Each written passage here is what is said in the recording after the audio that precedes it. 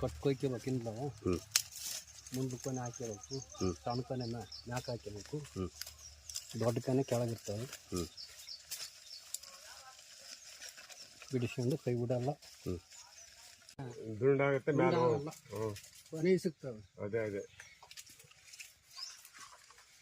ಈ ಥರ ಕಟ್ಕೊಂಡು ಹೋಗ್ಬೇಕು ಮ್ಯಾಕೆ. ಹ್ಞೂ ಈ ಥರ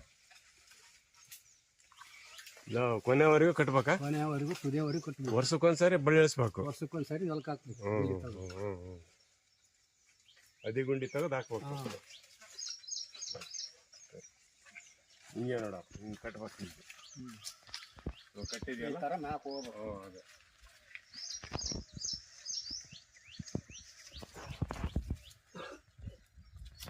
ಇದು ಹಳೆ ಕಟ್ಟು ಕೊಯ್ದು ಹೊಸ ಕಟ್ಟು ಹಾಕ್ಬೇಕು.